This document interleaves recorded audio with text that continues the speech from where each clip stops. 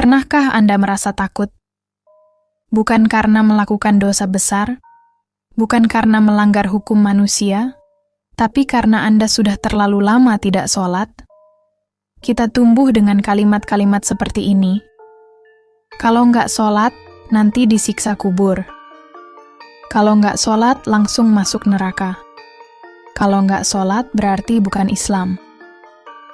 Dan karena takut, banyak orang akhirnya sholat bukan karena cinta, tapi karena cemas, karena ingin menghindari siksa. Lalu tanpa sadar, kita mulai berburuk sangka pada Gusti kita. Seolah-olah Gusti itu kejam, mudah murka, seolah-olah Tuhan hanya menunggu kesalahan kita untuk menyiksa. Padahal, Gusti Allah itu Maha Pengasih lagi Maha Penyayang. Islam, itu apa sebenarnya? Banyak orang bangga menyebut diri Islam. Tapi, tahukah kita apa arti kata Islam itu sendiri? Islam berasal dari bahasa Arab, dari akar kata sin, lam, mim, yang mengandung makna salam, damai, salamah, keselamatan. Islam, penyerahan diri secara tulus kepada kebenaran. Jadi Islam itu bukan hanya bendera, bukan hanya nama KTP. Islam adalah sikap hidup yang berserah diri kepada Allah dalam damai dengan kejujuran. Surah Ali Imran ayat 19. Sesungguhnya agama di sisi Allah hanyalah Islam. Artinya, siapapun yang menyerahkan hidupnya pada jalan kebenaran, itulah Muslim sejati. Bahkan Nabi Ibrahim disebut Muslim. Padahal belum ada syariat Islam seperti sekarang. Sholat itu apa? Mendirikan sholat. Itu gimana? Allah dalam Quran tidak hanya berkata, sholatlah. Tapi Allah berfirman, dirikanlah sholat. Surah Al-Baqarah ayat 43. Dan dirikanlah sholat, bayarkan zakat, dan rukuklah bersama orang-orang yang rukuk. Kata dirikan dalam bahasa Arab adalah aqim, yang artinya tegakkan, hidupkan, bangun dengan kesadaran.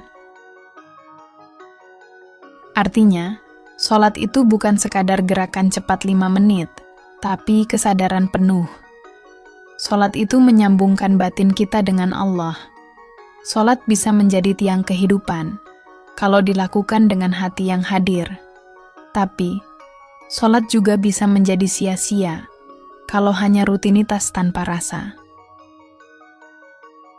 Surah Al-Ma'un ayat 4 sampai ayat 5. Celakalah orang-orang yang sholat, yaitu yang lalai dari sholatnya.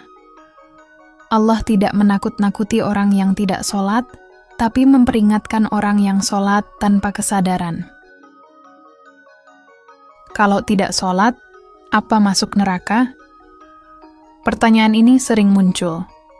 Tapi mari kita berpikir, apakah Gusti kita, Tuhan yang Maha Esa, begitu tergesa mengirim manusia ke neraka hanya karena tubuhnya tidak bersujud 5 kali sehari? Apakah Gusti hanya melihat gerakan, bukan niat dan kesungguhan hati?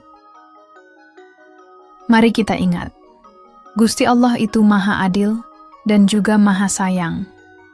Kalau ada orang yang belum sanggup sholat, tapi hidupnya jujur, tidak menyakiti orang lain, tulus menolong, apakah Gusti Allah akan langsung menghukumnya? Saya rasa tidak semudah itu, karena Gusti Allah melihat keseluruhan hidup, bukan hanya ritual. Siksa kubur memangnya ada di Quran? Kita sering ditakut-takuti dengan siksa kubur, tapi mari kita teliti. Apakah dalam Quran ada istilah siksa kubur? Jawabannya, tidak ada. Quran tidak menyebutkan secara eksplisit tentang kubur yang menyiksa. Yang ada adalah jiwa manusia yang setelah mati akan merasakan akibat dari amal perbuatannya. Surah Ghafir ayat 46. Kepada mereka, kaum Fir'aun, Ditampakkan neraka pagi dan petang, lalu dikatakan, masukkan mereka ke dalam azab yang keras.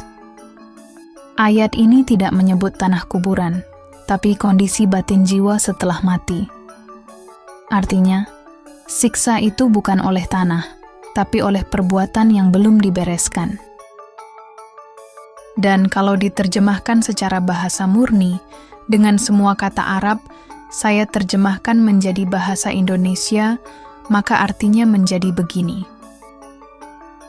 Kepada mereka diperlihatkan api setiap pagi dan petang, dan pada hari saat kebangkitan ditegakkan, dikatakan, masukkan keluarga penguasa lalim itu ke dalam siksaan paling berat. Neraka diganti jadi api, karena dalam teks aslinya disebut an-nar atau api, bukan nama tempat.